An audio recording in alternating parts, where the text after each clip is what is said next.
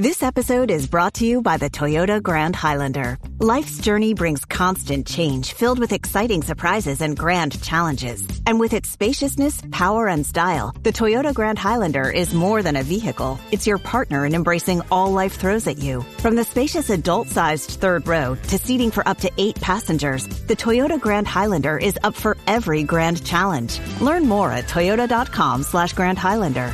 Toyota, let's go places. Does it ever feel like you're a marketing professional just speaking into the void? Well, with LinkedIn ads, you can know you're reaching the right decision makers. You can even target buyers by job title, industry, company, seniority, skills. Wait, did I say job title yet? Get started today and see how you can avoid the void and reach the right buyers with LinkedIn ads. We'll even give you a $100 credit on your next campaign. Get started at linkedin.com/results. Terms and conditions apply. From the Fifth Quarter Studio in Madison, Wisconsin, you're listening to High School Hoops with your hosts, Steve Collins and Jake Stager. All right, welcome to High School Hoops. Coach Collins doesn't have a voice because it's the middle of the season, and this is what happens. Well, that's why you hear a lozenge, and if I stop to drink water, that's why. Sucking on a cough drop. Yeah, I am. It's my last one, too. I got to get some more. Anyway, before we jump in, I have to give a big shout out to our sponsors. First of all, Dr. Dish, the number one shoe machine on the market, bar none. My team shot 27% effective field goal percentage, so we didn't get on the machine enough this week. I'll tell you that. We need to get on it more shots. Anyway, so go over and check them out. You will not be disappointed. Mention us and you'll get $450 off. Also, go over and check out teachhoops.com for coaches who want to get better. The one-stop shop for basketball coaches. Yep. If you want everything to win basketball games, hopefully. You know, it's fun. I haven't been on the site in a while. I decided to log in and start looking some stuff. You've really done a nice job. And I put in a bunch of new stuff up. I got to do some more. We're going to really, do some tweaking. Yeah. I keep adding. It's getting really cool, man. It's really cool. It's really starting to come along a lot. The roadmap, I really love the. Yeah. Go ahead. But it's continually growing, you know. And again, I think the substance, the materials will continue to grow. But the one thing that makes Teach Hoops such an effective piece is that constant one-on-one conferencing and connection with a mentor coach.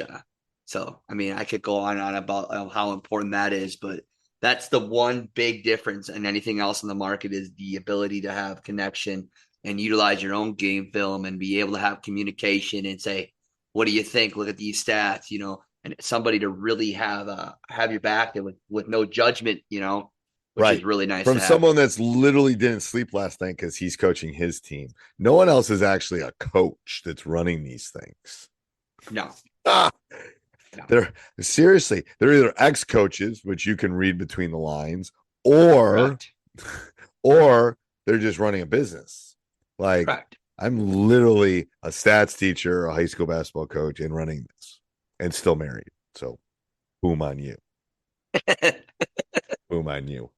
There's another podcast, How to Stay Married as a Coach. Ooh, that'd be a good one. That would actually be a good one.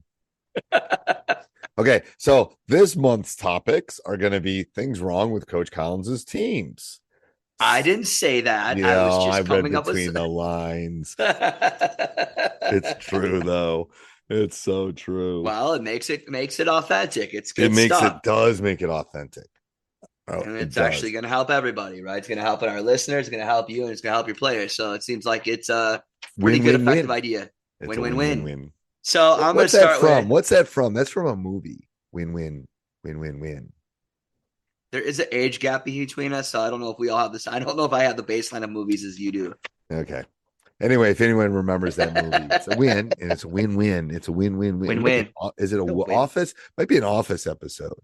Ooh, I love The Office. Okay. Anyway, if anybody remembers what that's from, put it down in the notes. Okay, go ahead, Coach. What's the topic? What to do? Some things you could do to your offense, or how do you adjust your offense in midseason? We kind of talked about beforehand, like, oh, I got a gap of window of 2 practices here. I got a gap of window of 1 practice here. Are there things that you've done in the past, or ideas that you can do when things aren't working, or want things to be working offensively in the middle of the season? I mean, because you can only cover so much in a short period of time. Yeah, it's hard. Like this time of year, it's like game, 2 practices, game, practice, game, practice, game. It's like you don't have that time to deep dive that you want to do.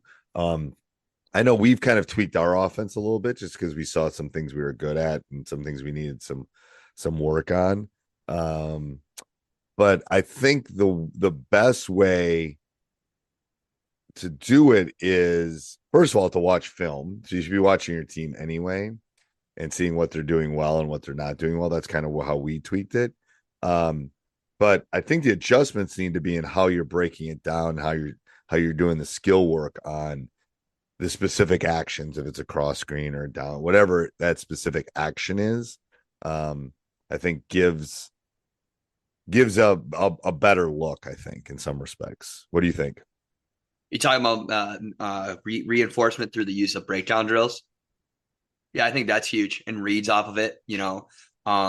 I think that is. I think one thing, a mistake you would make as a high school coach is to take something and completely dump it and try something completely new in the matter of 2 to 3 days. That would be really hard for your kids to adapt to. I think we all make those mistakes where we're gonna throw this in, we're gonna try to make it work, and it's just too hard. Also, I think you got to try to have a balance and looking at what your arsenal is. You just have one thing, or do you have 2 or 3 things that you could build on and move on as you move through the course of the season?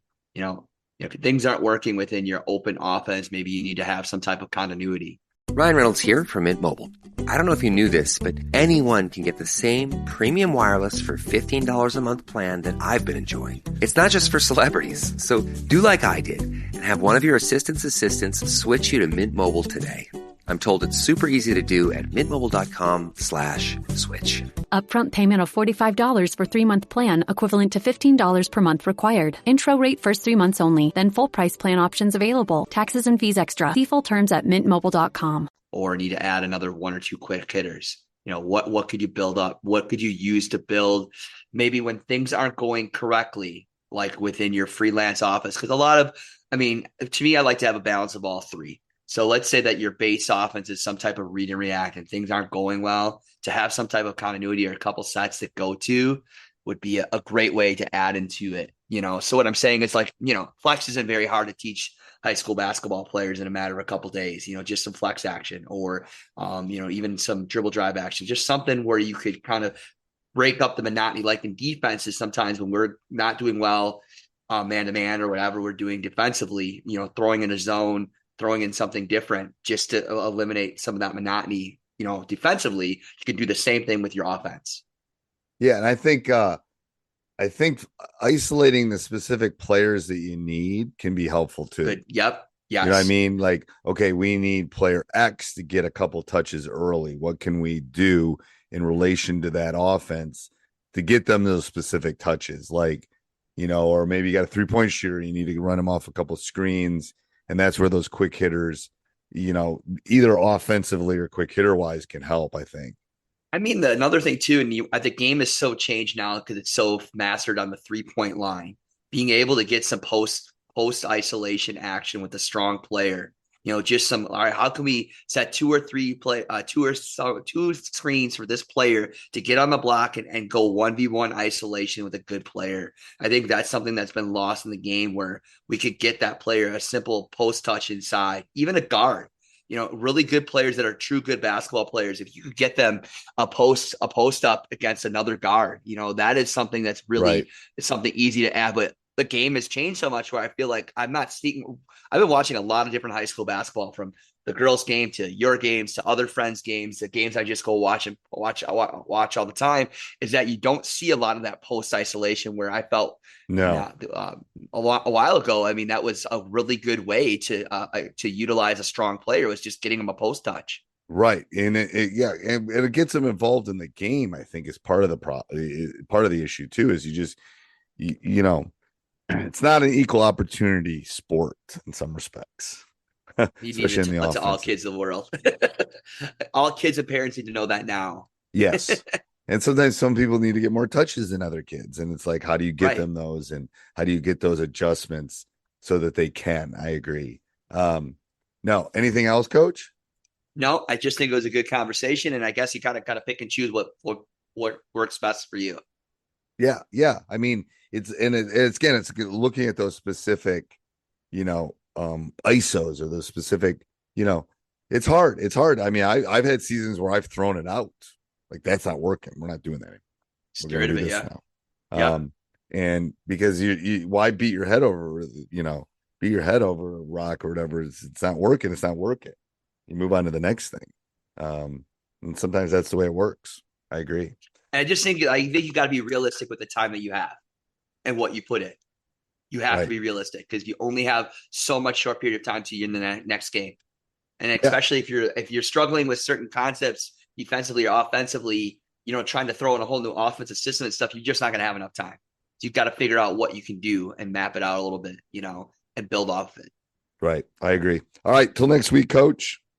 All right. See you soon. This podcast is part of the Sports Social Podcast Network.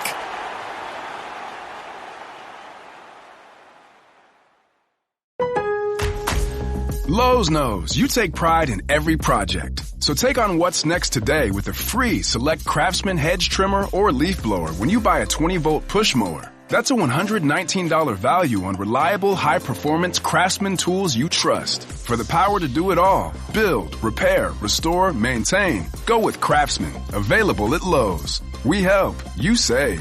Valid through 5/21 while supplies last. Selection varies by location.